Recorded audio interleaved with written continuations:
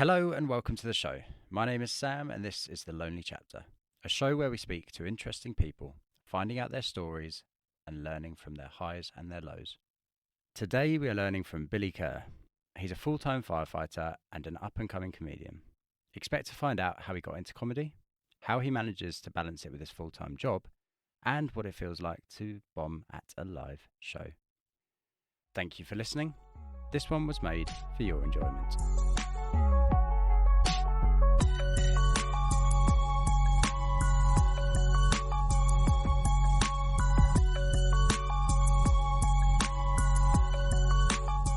What inspired you to get into comedy when growing up?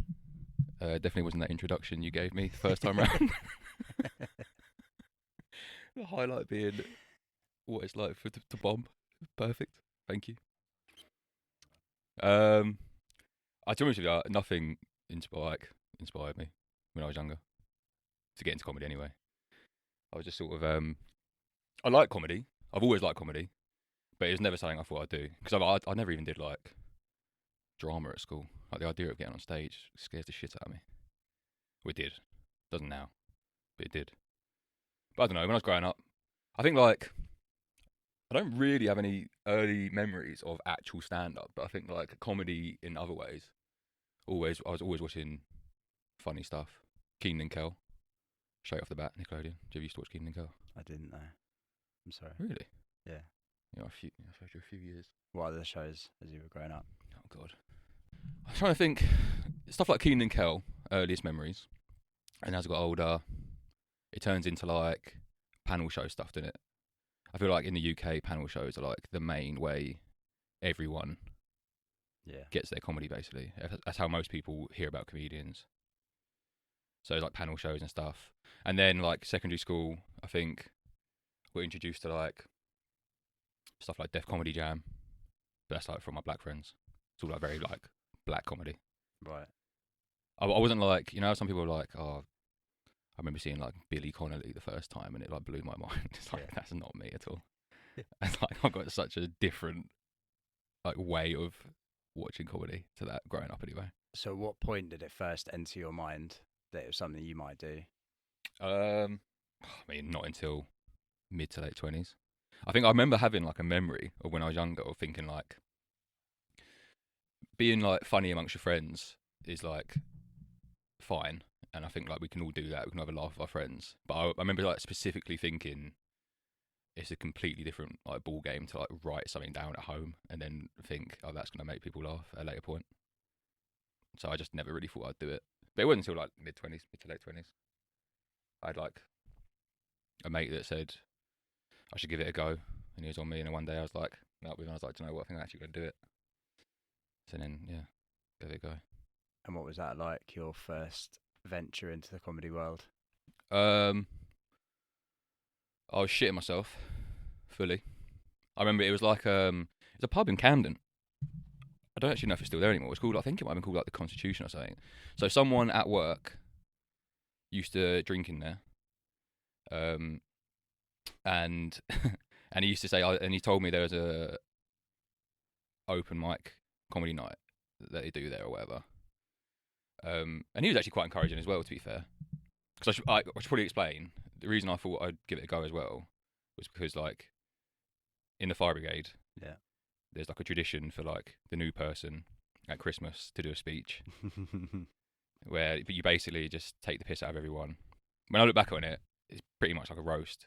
So like I did that, and that was the first time I'd ever like written something down and then actually made people laugh, and it made me think, oh, it's actually doable. So that was before you went on stage? Ever. Yeah, that was before. So that was when I was... That's your first live show, essentially? Potentially, yeah. If you want to see it that way, I suppose so. It's the first time I'd written something down and made people laugh, and I thought, oh, that was a nice little buzz. And then after that, actually, I did a retirement speech for one of the blokes at work when he retired, and that went really well. But it's easy, it's easy to do well in front of a group of your mates that are absolutely hammered at retirement do. So I probably had like a false sense of thinking I was good at it. And then after that, the guy who drinks in that pub in Camden, he was there both times, and he was very encouraging. He said I was an open mic, and he's like, I spoke to the guy, and he said, yeah, come down, like told me how I should apply. Which I've been quite lucky, really. I think like along the way, I've had like people that know me that have actually been quite encouraging, like helped me out and stuff. Yeah, that helps. Yeah. So like that was so then like it must have been like in the summer of like 2018, I'd say. Annoyingly, I'm not very sentimental with like dates and stuff like that. I don't remember anything. It's not You like haven't got it tattooed on yourself somewhere. I only have terrible tattoos, you know that. And it was like summer 2018. I remember that much. I'm saying summer. I remember the weather being nice because I was sweating on my journey there. Because I was nervous as well. And I remember, like during the day, just shitting myself. Like it's just the worst feeling. So it was an evening show. Evening show. I want to say like a Thursday. I just remember all day shitting myself, trying to go through what I was going to say. I had like jokes planned. I felt like I had an idea of how to write a joke, because like the formula for writing a joke depends on your style. There's people out there that like a lot of personality and they're like storytellers and all that sort of stuff, but every joke's like kind of been done in a certain way. It's very like formulaic when you really break it down.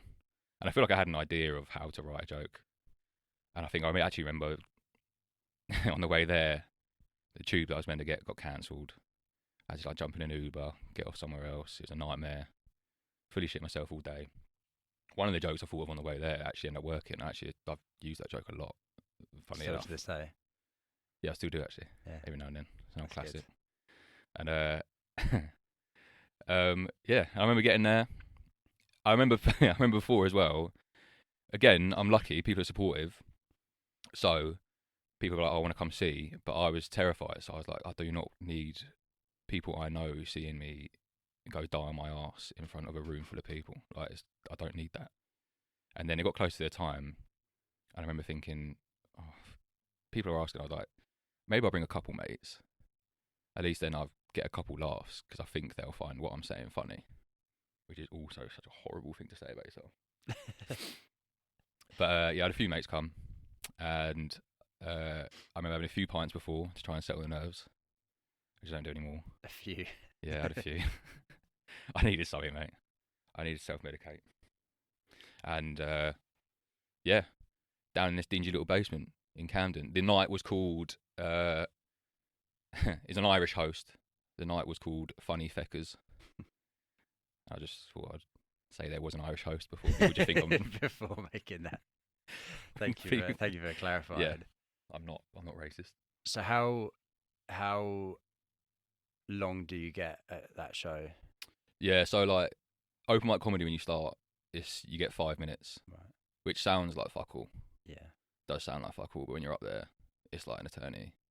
I remember I was at the back of the room on my fourth pint while the show was going on. Lovely host, really nice guy, good host as well. Actually, I look back and it's actually a really quite a good night as well. And he done like the gentlemanly thing of like when he introduced me, saying, "Oh, it's his first time. Be nice to him," basically. And nice to you. I just fucking shit myself back in the room. He called my name up, and I remember walking up there, and it was just like such like a fucking blur. Mate, I'm talking a basement full of maybe 30 people at most, but it felt like a lot. It felt 30 like a strangers. lot. 30 might be an exaggeration. And how did it go? It actually went well. Yeah, it went well. I don't think. Do you know what? I hear stories of like comedians that they go up for their first time and it like doesn't go well, but then they just like stick at it, and obviously they get better and they become like really good comedians. I think if I hadn't have gone well, I don't think I would have done it again. Yeah. I don't think I have that in me. But it went well. And I've still got a video of it, actually. I haven't watched it in a long time. But it went well for someone that went first. I remember like, when I look back at it, it's like fucking cringy. Like, I remember I got my hand on like the mic stand.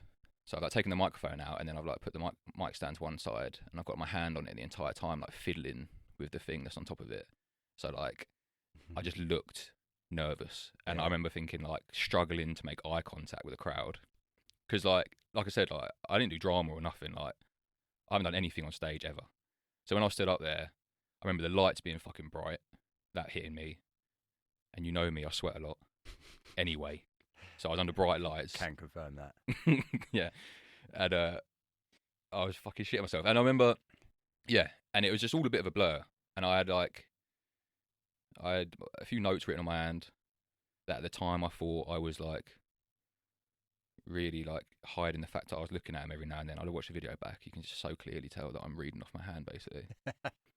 But I got a few laughs, like, a few decent laughs. And what was the response from the people you knew there? The people who come up to see you?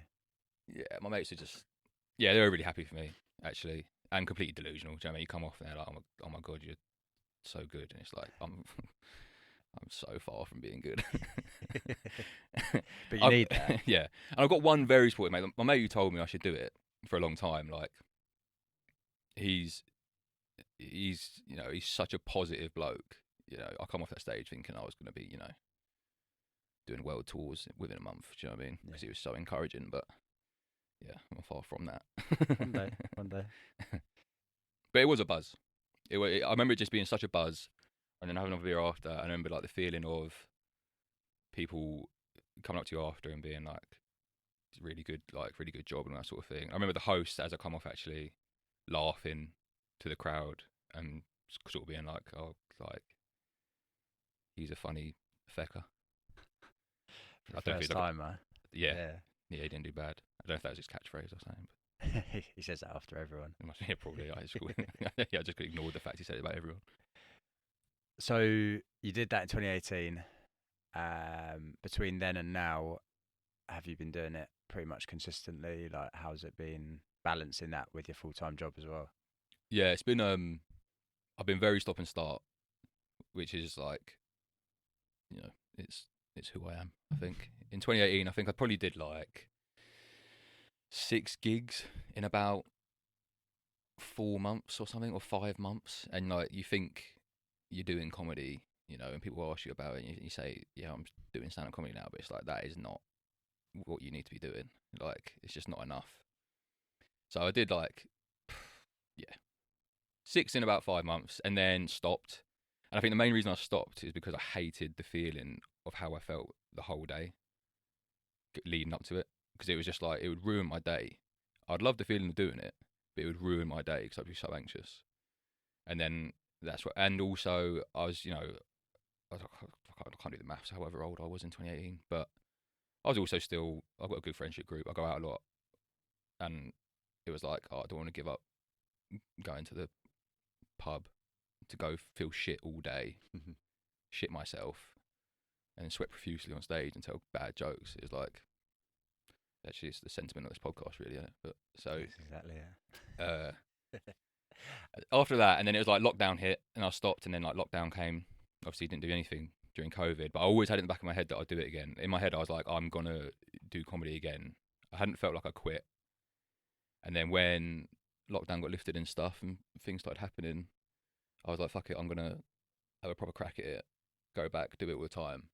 And I don't know what happened, but funnily enough, like, when I went back again, that first gig back, I felt so much more comfortable than I ever did when I did it previously for some reason. Right. And it was like, oh, this is actually a lot more enjoyable. Like, it's not ruining my whole day doing this.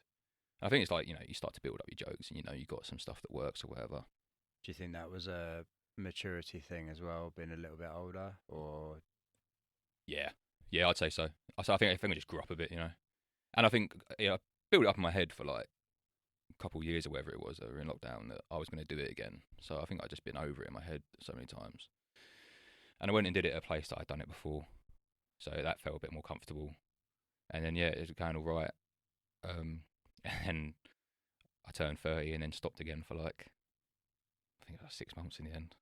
Just being an idiot, just going out on the piss and having a good time instead of taking comedy seriously, which I regret, but it's also you can't change it now. No, I can't. But then I started again, and since then, I've been pretty consistent. So how every often week. Are you doing it sort of now? That's the thing with work. The shift pattern gets in the way a little bit here and there. So I'd say on average I'm doing it, a couple of times a week minimum. With a shift pattern, at best 4 times a week. And unfortunately, it's just like, it's what you have to get through as well. Being early on open mic comedian stuff, it's like, unfortunately, I don't get the opportunity to do weekends to paying customers that often. Yeah. So if I'm working in the week and my days off fall over a weekend, I'm not really getting gigs. But that was then. I'm getting more now, so now I can actually gig on weekends more. So I'm getting more consistent. And in the week now, I pretty much still do like open mics and stuff that try and I get just new material and fuck around a bit, really. Yeah. Just get stage time, because it's funny, like the more stage time you can get, the easier it becomes. Yeah, repetition. Yeah, That's the same with everything in life, isn't it? I suppose. yeah. And I think like I've run with the attitude of like everything's uncomfortable until it just becomes comfortable. So it's like, which sounds, if you put that in whatever different context you want, could be deemed as something seedy, but I don't mean it in that way. Okay, it's just yeah, you just put yourself in a comfortable situation, and eventually it becomes normal. That's when people say to me, like, they say, like, oh, you're not scared, or you're not like, uncomfortable on stage, or whatever. And it's like, no, like obviously I was at first, but it just becomes normal. And you spoke about on that first show, if it had gone badly, you don't think you'd have carried on. Mm. I assume by now you've had some shows which have gone badly, either maybe for you, but also the crowd as well. How do you overcome that? What's that feel like? Yeah. Yeah, mate, there's plenty of shows that have gone bad. How much time you got? Do you know what? I remember the first time it went bad, and that was during that first little stint I did, actually, where I did like 6 over like 5 months, or whatever. And that was, I can't remember when exactly, but Was that the 6th that made you stop? yeah, probably For a few years. Yeah, probably actually. That was a little open mic night that's been running for years. It's called like G&B Comedy. It's like a nice little night, but it's in the the Royal George, which is a pub opposite GAY on Tottenham Court Road. So it's a gay bar, and it's in the basement. And where the open mic comedy is, it's about as open mic comedy gets. So where the setup is, some chairs around, like, I don't know, a fucking 3-inch tall bit of wood that's a stage in the corner, sort of thing. And the guy makes an effort. He does look like he runs like a nice night. You know what I mean, he has like a banner at the back and all that sort of stuff, and it looks all right. But people, where the women's toilets are, they have to walk through the crowd to get to the toilet. So you'll just be like on stage halfway through your set, and then someone will just walk through the middle, and then you're new, so then you're like just trying to get your material out because you're fucking shitting yourself, and it's like, well, do I acknowledge the fact that someone's just gone for a piss halfway through my set? And then the host is, I think he's like, he's been doing it for years, so he's like sick of people acknowledging it. So he's like, just ignore people that walk through to go to the toilet, otherwise everyone's set's just going to be like, oh, fucking, did you go for a shit or whatever? Yeah. Another one. Yeah, so that was it. So yeah, this time I had 2 mates come. One of my mates was the guy who originally told me to do comedy, very supportive. And then it was my other mate who's like a really funny but really anxious bloke. And it's so to put him in the crowd watching me do comedy in the first place is terrifying for him. But he wanted to come. And I remember the host, who is also a magician, he does magician after the interval, Okay. which is fucking quality. Nice. Yeah. Such a good open mic comedy night. It's just like you're quintessential. Just a gay comedian after your interval. It's just what everyone needs at a comedy show. It's quality. But he called me up. I hadn't met him before, and he says my name. And I remember I got out of my seat, because that's the other thing. These open mics, you got to bring people, basically, otherwise there's no crowd. That's part of the thing. When you get a spot, they say you got to bring someone. Yeah. And then you're just sat in the crowd, waiting for your turn, basically. So he called my name. I was sat in like the second row because he got there a little bit later or something. And I walked up what was like the right-hand side of the stage, when I should have walked up on the left-hand side of the stage, where it's an easy route. But obviously I'm shitting myself.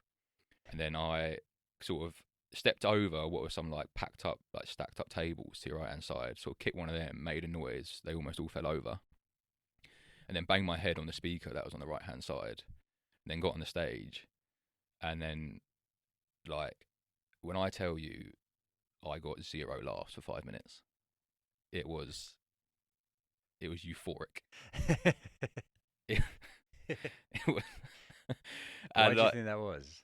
uh, I assume you're using the same jokes. That I was you've been using the same jokes, same joke. That's like the first, it's the first time I learned that lesson. I was like, any night can be a night where it goes bad. I use the same jokes that are done well. I got up there, and to be honest with you, at that point, I thought you start thinking, like, I think I'm all right at this. I've got this. Hmm. And then reality, you just get a big fat 0 off the crowd off your first joke, and then it just hits you like a ton of bricks because you're so new as well. It's just like, oh no, like this is going to be a long night. I remember sweat dripping down my back. I could feel every individual bead going down my back. And do you know what, the host is like? He's always been really nice to me. And like he actually, it was like my first sort of lesson in like body language and like I suppose stagecraft is what you call it. Because he pulled me off the show, and he was like, "You got like good jokes, like you got something." He was like, "But do you not realise you were like rubbing your eye the entire time throughout your whole set?" And like I realised after, it's like if you're like on stage and like all these little like movements matter. It's like my first ever one when I was like fiddling around with a mic stand. It's like you're making the crowd feel nervous when they're watching you. They see it, but you don't. Yeah, exactly. And then so I think I was like, scratching my eye that definitely wasn't itchy the entire time. And I've realised now, like anytime like someone like if you like touch your face or whatever, it's like your body language suggests you're like trying to hide basically. And it's exactly what I was trying to do it because they weren't laughing at me. And I just wanted to get out of it. And then the most fun part about it is you just get to sit down in the crowd after, and then you just sort of look at your mates like, well, doesn't go well every time. And then what did that feel like afterwards, having that first experience of that? Do you remember how you sort of self-talked? I think luckily I've always been able to laugh at myself. So, and I was with my mates, so it was funny. Yeah. It was funny how bad it went. But then I kind of got some positive reinforcement from the guy that hosted it because he said wait for me after, and he chatted to me after, and he said I wasn't shit. So it softened the blow, yeah. I'd say. So you spoke there about body language, and when people touch their face or fiddle with something to sort of hide. Your body language on stage now is quite unique, I suppose. It's for anyone who hasn't seen it. I think it's one hand in a pocket, the other hand on the mic. It's pretty stationary.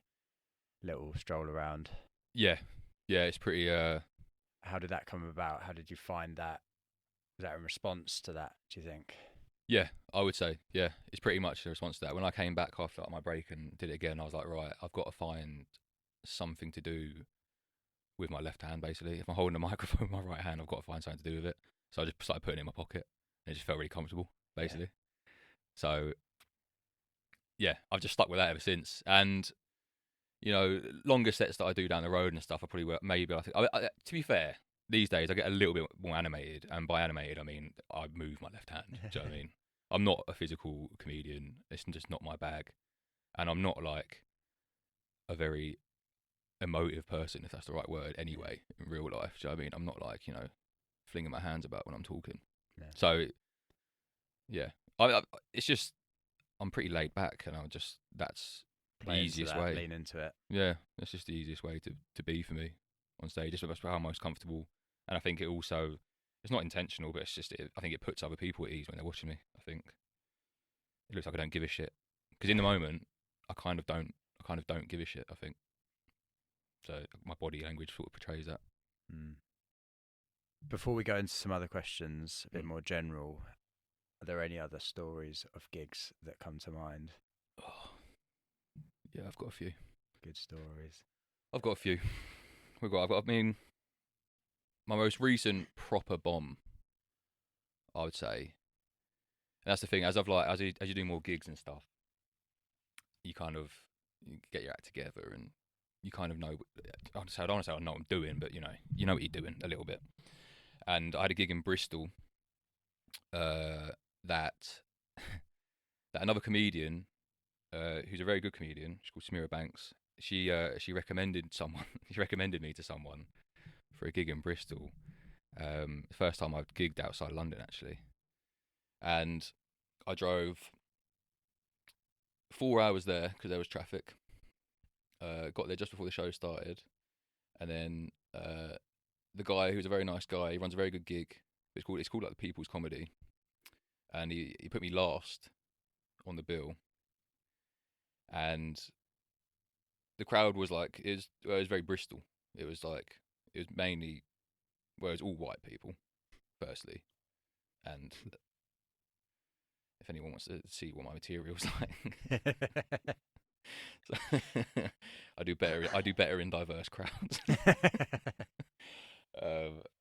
Yeah, and I turned up, and he put me last. And as I was going up, I thought, you know what? I knew I got to a point now where I can get a gauge of knowing where my material or what material will do well in certain places and with certain crowds. And I knew going up there what jokes I shouldn't tell, but in my head I was like, I've driven 4 hours to be here. I want to be myself if I've made this effort. So I went up there. They liked me at first. I had a nice little Bristol joke, which involved me looking racist as well. But they laughed along with that. They were on board, and I thought, oh, hang on, they're all right. They laughed at that, so they might be all right. And it was just a shit joke about me tipping statues over in Bristol or whatever. Nice. Yeah, Stand. topical, and topical at the time. And then I started going into my material.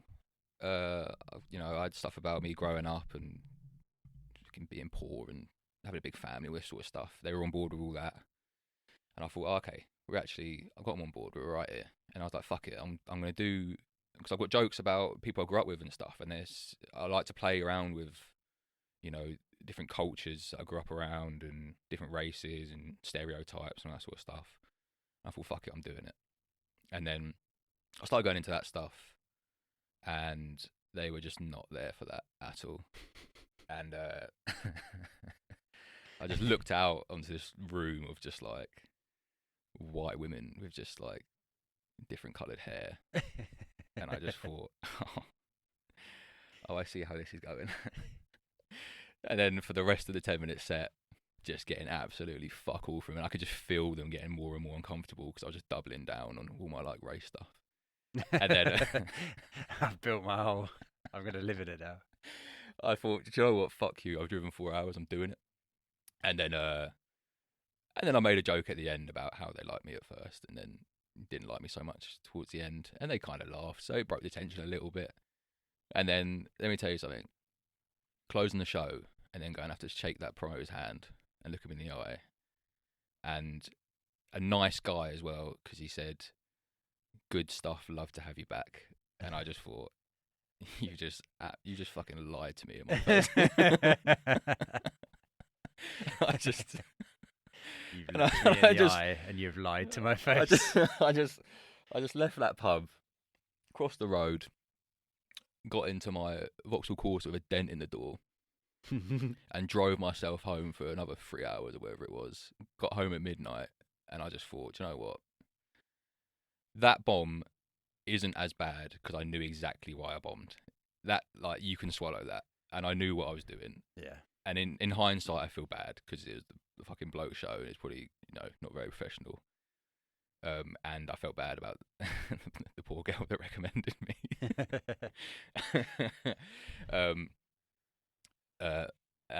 Yeah, but that one's easier to swallow because I knew what I was doing. But I've had ones where I've also had another one.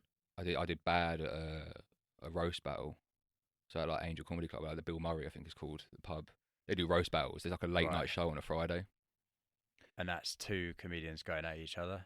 Yeah, it's two comedians insulting each other with humour, basically. But I had one before that went really well. And basically you get to, and then a girl that does a lot of them, Helen Kay, she's called. She's good at it. And she messaged me and said about doing one. And I was like, yeah, like, well up for it. And you like send each other a bit of information, so you got a bit of time to like write jokes and you get like your stuff together. But then basically, I bombed in Bristol before Christmas, and then I didn't have another gig booked because I'm just an idiot and didn't book stuff until like February, and that was this roast battle. Right. And I turned up this roast battle, and even just having like 2 months off, I was just like just like off the beat, and I was like, oh, like I didn't represent myself well at all. And I remember that one stung because I was on my way home, like, what the fuck are you doing? Yeah. Like, it's a Friday night. It's like an 11 p.m. show. That's why it's good. It's rowdy, and I like rowdy crowds are like really fun. And roast battles are really fun. And I was like, you've just, you spent your Friday night at a comedy club. It's like 1 a.m. You're getting like fucking 2 tubes and a night bus home. And the whole way home, I was thinking, what are you doing? Like, That you're one feels shit. more self-inflicted than 100%. the one before. And it's because I knew I was lazy and I didn't gig for I didn't gig for like a couple months, and I knew that was my fault, and I wasn't polished, and I just wasn't there as well as I should have been, and that's what stung. And I was like, I've got to get back on stage ASAP. Yeah.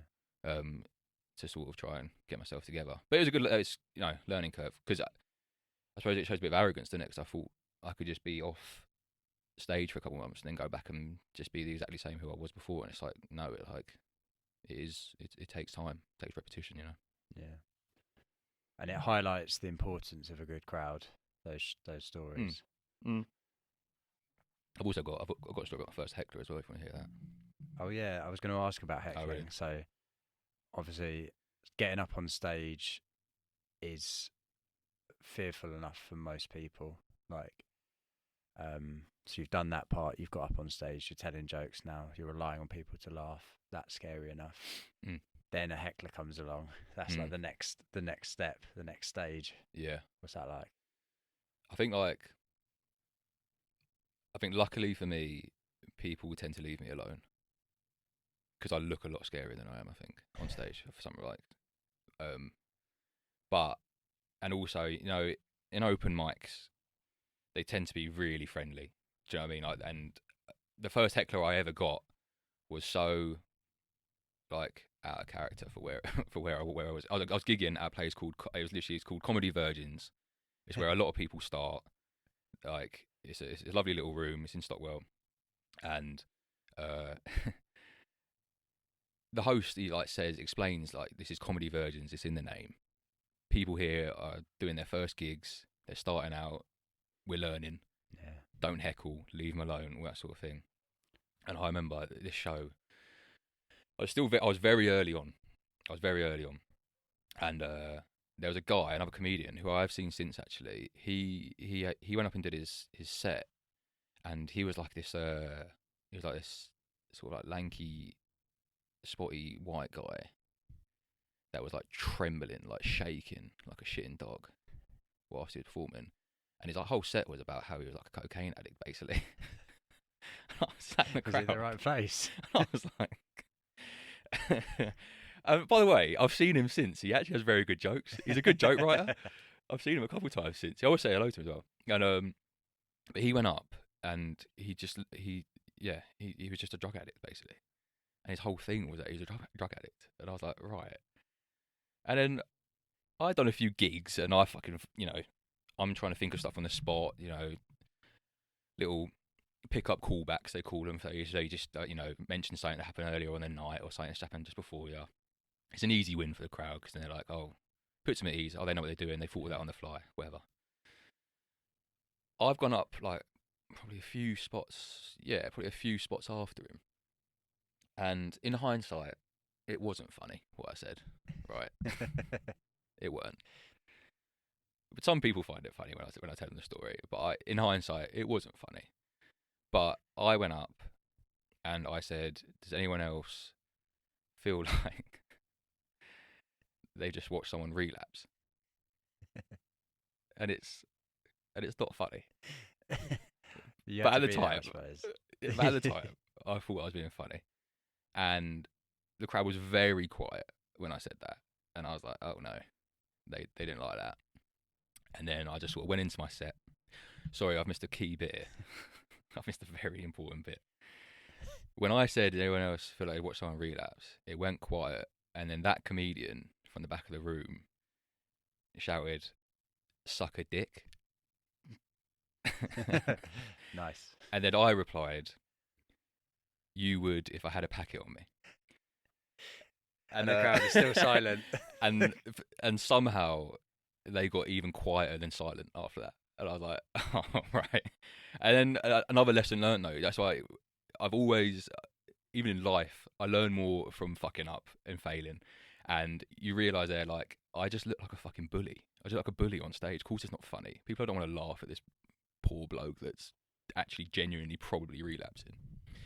Go into my set, I win them back a little bit. But, I fucked it. And come off stage, again, do the lovely thing that you get to do at, open mic bringer nights, is go and sit in the crowd and then wallow in your fucking misery. And then the show finished, and then he came up to me, and he was like, "Really good stuff.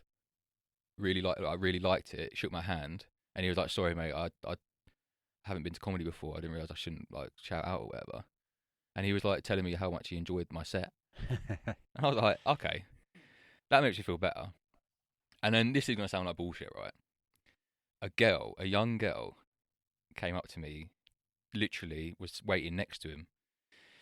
After he'd just said that, she came up to me and said, "You really can't. So you can't do that. You can't say that to people." And I was like, what? And then I noticed she had quite a glazed look in her eyes. And then she was like, "You can't say that to people. I'm on methadone. I'm a former addict. You can't say that to people." And I was like, oh, God.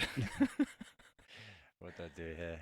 And I did that sort of thing where I was like, well, at the time, I didn't feel apologetic because I thought it was a little bit funny at the time. And I was like, well, I did that thing that probably a lot of people say is very toxic, and I said, I'm sorry I offended you, but I didn't mean it. Yeah, and that was the first time I ever got made to feel bad after a show as well for something that I'd said. So that was a bit of a learning curve. But I think the reason I didn't feel like that guilty was because he had said he had a good time. He said he enjoyed my set and he didn't mind. So to have someone else say I can't do that, I was a bit like, well, the guy I actually said it about is fine with it. Yeah. And he enjoyed it. And that's quite a common thing now, I think, is especially in like some of the big comedians you see, they say a joke which some people, not necessarily even the people it's aimed at, find offensive. And then they're trying to cancel them or just for one joke. And yeah, it's interesting to see. What do you make of that sort of trend of trying to get people cancelled for a one joke? Yeah, I mean, bearing in mind it's a joke where people have laughed at a show as well. Yeah, exactly. Yeah, and the other people being offended on other people's behalf thing, it really is a real thing. Like that Bristol show was that. It was people being offended on other people's behalf, because some of my jokes about like race and culture and that sort of stuff, and if I'm in a room where it's a diverse crowd, I do well. And if I look at the crowd before I go on, I see like a diverse crowd, I think, yeah, I'll do well here, and I always do. And I think the whole like cancel culture thing, I don't think it's a real thing anymore. I think there was a phase where maybe it was a thing, people getting cancelled for stuff like you said, for one joke, and people say some things. Context is a big thing. You could write down a joke that looks absolutely terrible on paper, but like you said, on stage, people laugh at it. So to take things out of context is massive. And I think sometimes I wonder, like, how real is like cancel culture? Because if you just don't look at your phone, would you ever know that you were cancelled? Yeah, absolutely. I suppose some of the top people might get dropped. by certain things. But yeah, and I think that was Yeah. that was a thing that was happening. People like getting dropped from stuff and all that sort of thing. But I think these days, I think like they just did like Netflix just did like a live roast of like Tom Brady and stuff, and the stuff they're talking about a couple of years ago would have been so cancelable, but now it's live on Yeah. Netflix, and comedians are being allowed to do it. And I think people are just exhausted by the whole thing yeah, because you go watch comedy because for comic relief. yeah, Life's serious enough. yeah, You know, I think people forget, like, you know, we're just having a laugh here. That's what it is. We're having a laugh. So, I personally, yeah, I think the whole cancel culture thing is like a thing of the past. Luckily, I'm not well known enough for it to happen to yet. And do you think there is such a thing as a joke that's too far or shouldn't be said? I think it's hard to say because I like pushing the boundary a bit of what I can joke about. I like a dark joke, quite dry and stuff. And I think that's the challenge in it, of like making it funny enough where people will laugh at it. It's like when I try new material, sometimes like the joke I start out with, like, sounds awful, and it's just not funny enough. So it just that sounds horrible. And say if it's about race or something, I know how I look, and like it's difficult for people to laugh about something that I'm saying about another culture or something, even if it's from experience. You know what I mean, something that I've experienced with someone else. I think it depends, doesn't it? I think if you're in a comedy, if you're at a comedy show and a joke is told and people laugh, even when a joke's it's got a dark line to it, Yeah. you can tell that because they laugh Mm. before they can even think about the joke. Yeah. They laugh and then they go, ooh. Yeah. Yeah. And it's like that. Then they start thinking about it, but you've already laughed, so you found it funny. Mm. You sort of can't take that back. Mm. I suppose, yeah, like you said, it's working out. Yeah. So Some people of like those initial jokes. reactions. Yeah, initial reactions will be Yeah. that it's funny. But yeah, sorry, I got off track. But I think there's topics I wouldn't joke about. It's just not worth it. And I don't know, like I'm not gonna fucking get on stage and just hurl out a load of slurs. Do you know what I mean? Exactly, yeah. I think it's the intent of it, isn't it? Yeah. If you start just you're not joking.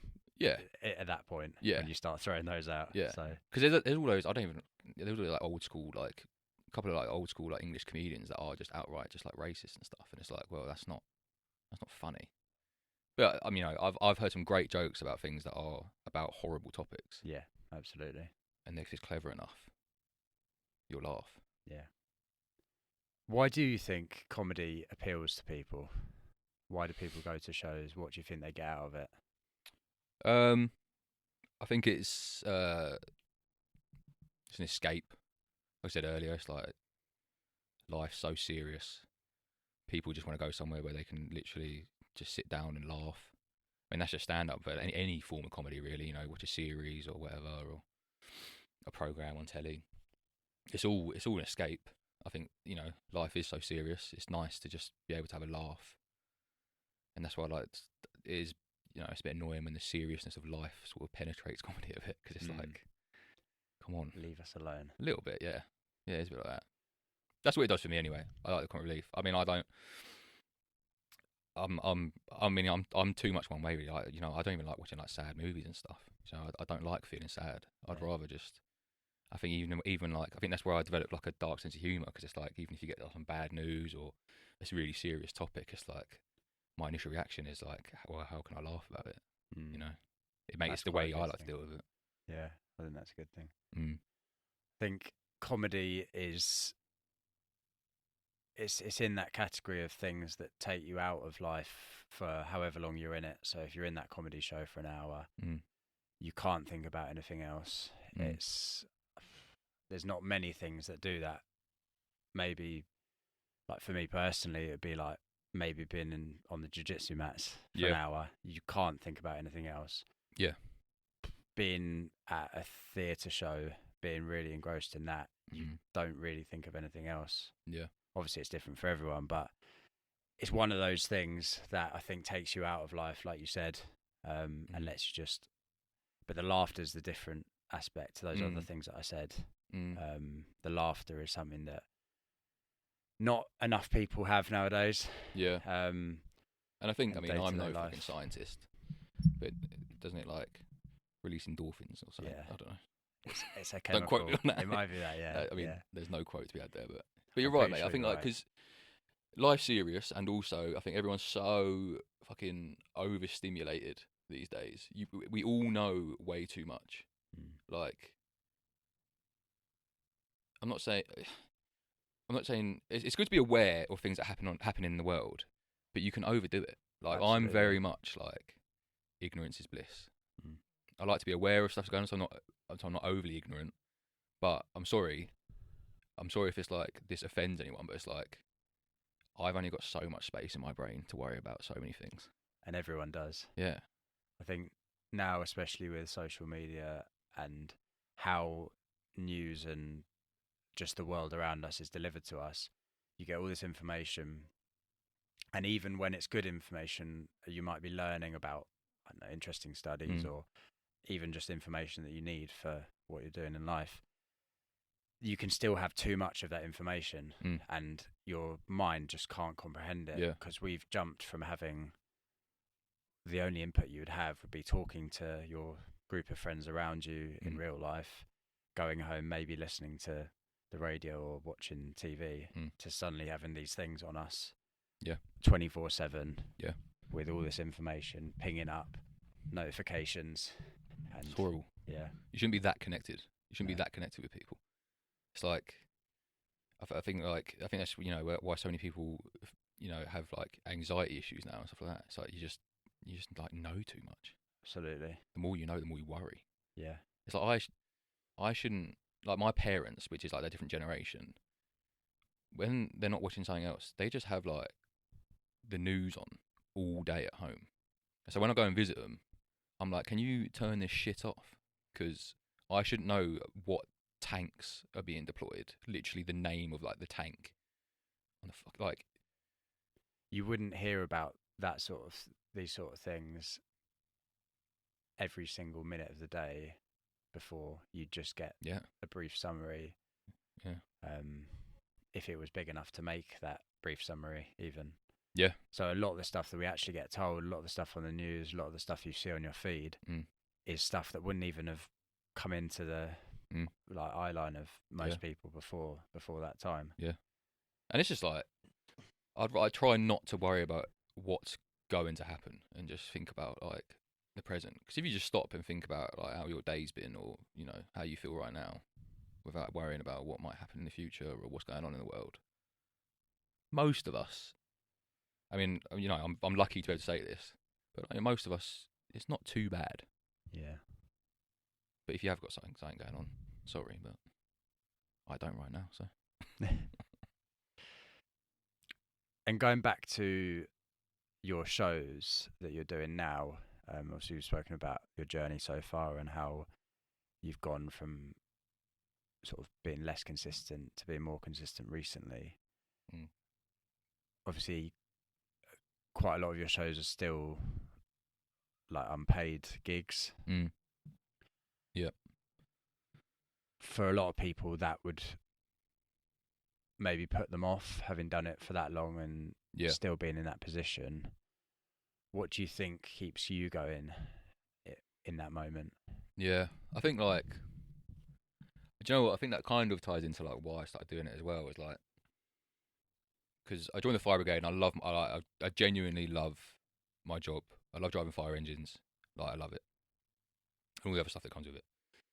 But I like realised that it's not like my passion. And I think you can love something without it being your passion. Absolutely. And then I started doing stand up, and I'm like, yeah, this is like my actual passion. And I think it tells, like, the fact that I do it unpaid for so long and so many times shows that it's like it's just the passion comes from, and you know, doing it for so long unpaid and stuff. It's because I just like, I've got something that I want to get really good at. That's the main thing, and I care more about getting really good at it than anything else. And it's quite funny, like when people find out that you do it or whatever, it's like one of the first questions everyone always asks you is like, "Oh, how much you get paid?" And it's like, it's quite funny, like how success is just about money It's to a lot of measured by people. money, yeah. Yeah, where I'm like, no, like, Yeah. I don't get paid, but I fucking really enjoy doing it. Yeah. Like, And it sounds like you've learned a lot about yourself as well, having spoken about everything we've spoken about today. Since you started to where you are now, you've mentioned how certain things have changed and you've reflected on that. So that's a journey in itself, and that changes you as a person going forward as well. yeah, exactly. And I think like the good thing about it is that you always like you're never the finished article. Like, the best people in the world that have been doing it for like 30 years. They're still learning, they're still changing, and also life changes around you, so you can always talk about something else. There's always other stuff to talk about. There's always a different joke you can think of or scenario. So like what keeps me going is like just trying to get really good at it. Mainly, that is the main thing. Trying to get really good at it. And like I think like when I get like a nice comment from like another comedian or something about like the jokes I write or something like that, for some reason like getting positive feedback from other people that do it means quite a lot. I think I try and keep all like I try and keep all the motivation from within, but it's quite nice to get like an exterior. I'm just using big words for the sake of it. I don't know, like That's I nice. don't know why I said exterior. That's not necessary. But Stick with it. it's quite nice to hear from other people that also do it, or like people that are doing better than you in that field say that you've got something, or like you're doing it. Like Yeah. I did like an open spot at the Comedy Store in Leicester Square like last month or whatever it was, a couple of months ago. And like you're on a bill because it's an open spot. It's basically a tryout. That's all it is. I've got 5 minutes to tryout spot. It's in the middle of the show, but you're on a bill with people like comedians that have been going for years. They're on TV, all that sort of stuff, and it's like quite nice to like go there, do well, and then afterwards have them say like, "Yeah, you're good." It's like, oh, like Yeah. I've got something here. Like I can do it.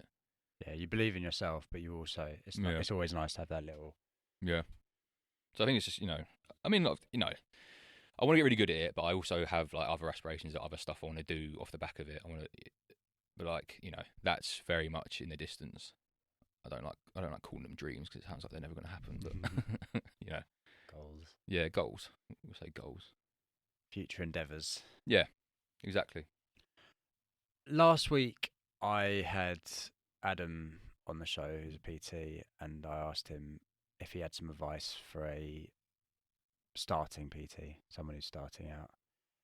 I'm going to reuse that question and just change it to a comedian. So, what advice do you reckon you could give to someone who is either thinking about starting comedy or has just started, maybe not had a great show to start with? What do you reckon you would say to them? I thought you were going to ask me what advice I'd give to an aspiring PT then. We can go for that after. I would say anyone that is even thinking about doing it, like just do it. Just give it a go. I don't think you'll. I know this is it sounds so contradictory because I said at the beginning, if it had gone badly, I probably wouldn't have done it again. But there's nothing like trying it. Like, it's such a buzz. It's a thrill, and I just don't think you. I don't think you'll regret trying it. You'll always have that, and it's like you can always have that. Or something. Even if it goes bad, it's like what someone's gonna take piss out of you because it went bad. It's like, well, why don't you have the bollocks to go out there and do it? I think that's great advice across the board as well. I think, yeah, give it a go.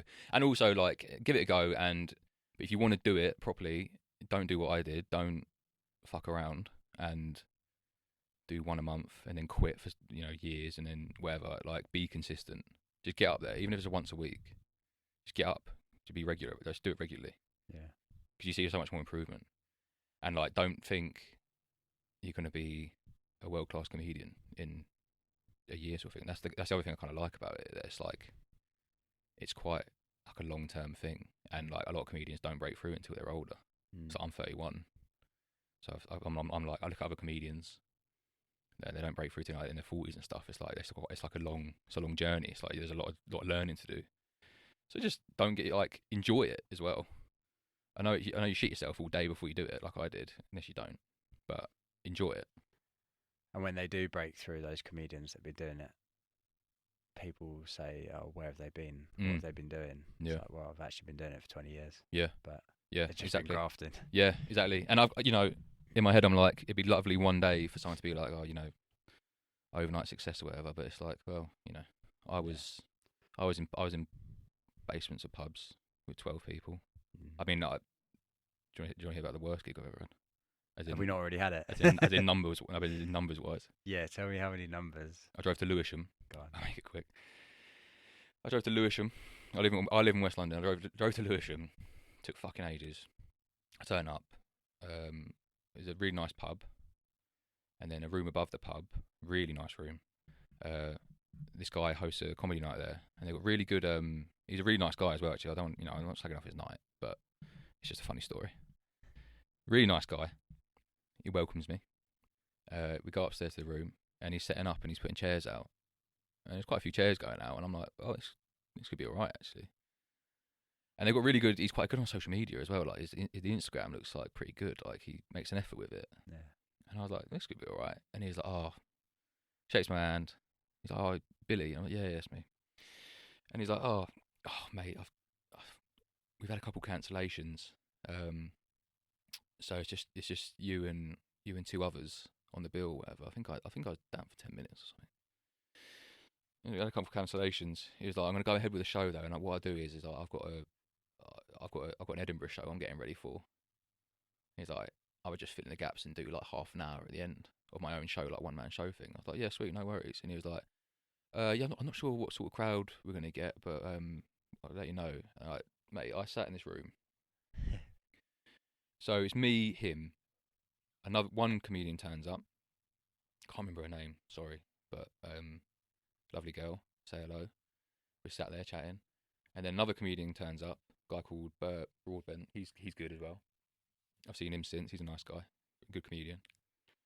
And and then that's the only people that turn up. And then what? No one. So just 3 comedians. So no one turned up at that point. So it's me, 2 other comedians, and the host. And then he was like, "We'll get underway in 5 minutes, or whatever." The show must go on. Yeah, show business, baby. And then this elderly couple turn up, like pensioners, grey hair. She's got a glass of wine. I think he's drinking a glass of wine as well. Actually, classy people. Yeah. And just this elderly couple sit down, and then the host starts chatting to them. Not before the show started. You can call it a show. And from the conversation, I can tell he knows these people, and like apparently they just turn up like every week and just watch it every week. And he's like, "Yeah, right, we'll get going in 2 minutes." Number 1 fans. Yeah, I'm like, all right. So then there's about 20 seats. 4 of us are dotted around sporadically. You didn't even sit together. In No, the front row. No. I sat at the back because I didn't want to. That's the other part. That's the other bad part about being like quite deadpan. Is and at open mics you have to sit in the crowds, and then like you feel a bit weird because I'm about to go on stage and be all deadpan, which for some reason just happened naturally. But and then so I'm like a bit self-conscious about and I'm not a big laugher anyway, so I always feel bad. And then imagine how bad you feel when there's just like 2 other comedians in the crowd. So then 2 of them went up. I went up. I did, I want to say like, I probably did about 6 minutes of material in about 3 minutes, I'd say, because there's no laughter. Because it's just, no break. There's no break. There's just the odd giggle or whatever. And then I just started chatting to the elderly couple. It turned out, I found out they were retired. They liked cycling. Well, the bloke did. He liked to cycle. And I just chatted to an elderly couple for a bit. And then I was like, the host is at the back of the room. He's not even sat in the audience. He's at the back of the room. And I was like, how much longer have I got left? And he just kind of goes, I don't fucking know. As long as you want. Just look around you. Who gives a shit? Say, do whatever. And I was like, right, well, I think I'm going to call it a day then. Lovely to meet you, fucking Pat and Mildred, whatever the name was, I don't remember. Sat back down, and then this bloke, he took a break. He took an interval. No. we went for an interval so he can get drinks in, and he said, "I'm going to do when they come back, the couple. I'm going to do like my half-hour Edinburgh show. If you want, you don't have to stick around. He's like, honestly, he was such a nice guy. I don't want to slag him off. He's like, if you don't want to stick around, mate, honestly, don't worry. Like, just go home. But I felt bad because I was like, well, if we all go home, then what's going to happen? I say all of us, fucking 3 of us. And then so I stuck around. I got a beer. I thought, I'm going to need a beer if I'm going to get through this. And then sat down. And what he didn't explain was his half-hour Edinburgh show is him doing a character act of like a conspiracy theorist. And he changed outfit.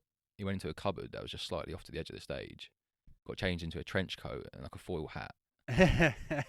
and came back on. And he played this video, which was like a PowerPoint presentation. And then went into this full character act of being like mental.